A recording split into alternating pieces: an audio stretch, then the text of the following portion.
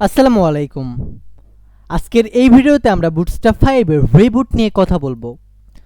Reboot জিনিসটা আমাদের আর কিছুই না, আমাদের বাই ডিফল্ট বুটস্ট্র্যাপ কানেক্ট করার পরে যে ফন্ট, দেন টেবিল অ্যান্ড অন্যান্য যে জিনিসগুলো তৈরি করি আমরা, সেই জিনিসগুলো বুটস্ট্র্যাপের ডকুমেন্টেশন অনুযায়ী ওইটা পরিবর্তন করে দেয় ডিফল্টভাবে।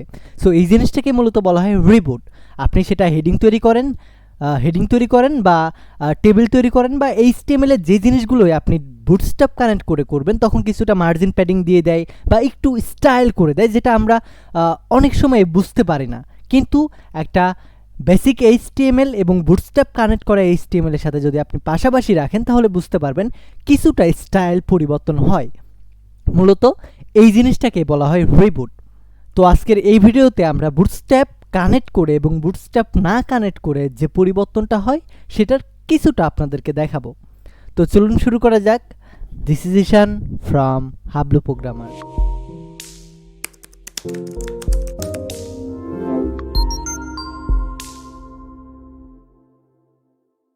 আমাদের এই দুইটার ভিতরে ডিফারেন্ট বোঝার জন্য আমি একটাতে বুটস্ট্র্যাপ কানেক্ট করে index.html ফাইল ক্রিয়েট করব এবং অন্য আরেকটা basic.html নামে আরও একটা ফাইল ক্রিয়েট করব এবং এখানে শুধুমাত্র আমাদের HTML থাকবে, এখানে কোনো আমি বুটস্ট্র্যাপ কানেক্ট করব না।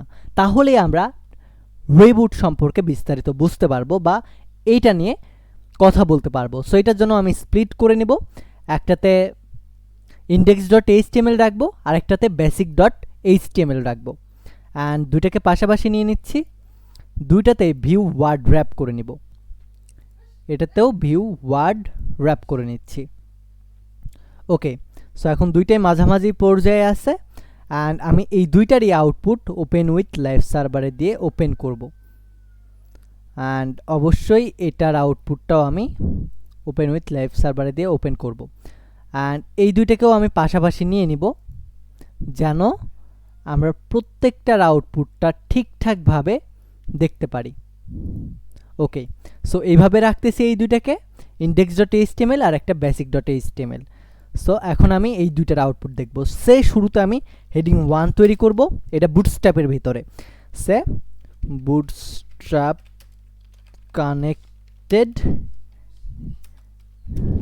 Heading file, bootstrap connected heading, এবং এই সেম টেক্সটটাই আমি এখানে কপি করে এই জায়গায় পেস্ট করে দেব। অ্যান্ড এখন আমি আউটপুট দেখব।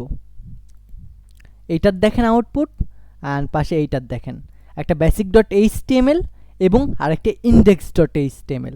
আপনি পার্থক্যটা দেখতেছেন, দুইটাই সেম জিনিসটা লেখা, একটাতে জাস্ট বুটস্ট্র্যাপ কানেক্ট করো, কিন্তু আমরা ক্লাসের নামও লিখি নাই বুটস্ট্র্যাপের, তারপরেও দুইটার তফাৎ দেখতেছেন। একটা অনেকটা মোটা দেখাচ্ছে, দেখেন বোল্ড দেখাচ্ছে কিছুটা, আর একটা হালকা বোল্ড দেখাচ্ছে। একটা দেখেন উপরে মার্জিন টপ দেওয়া আছে অনেকটা, আর একটাতে মার্জিন টপ নাই। সো আমি যদি এটাকে ইন্সপেক্ট করি তাহলে দেখতে পাবেন। সে ইন্সপেক্ট করে আমি এটাকে নিচে দেখাই, সে দেখেন আমি যদি এখন এটাকে সিলেক্ট করি, দেখেন এটার মার্জিন টপ নাই, তবে মার্জিন বটম কত দেওয়া আছে, মার্জিন বটম 0.5 REM দেওয়া আছে। আর আমি এই সেম কোডটাকেই যদি ইন্সপেক্ট করি, এটা উইদাউট বুটস্ট্র্যাপ কানেক্টেড, এখন যদি আমি এটাতে হোভার করি, দেখেন এটার ওপরে আর নিচে দুইটাতেই আমাদের মার্জিন আছে, মার্জিন টপ আর মার্জিন বটম। দেখেন এই জায়গায় আমাদের দুই জায়গাতে মার্জিন দেওয়া আছে।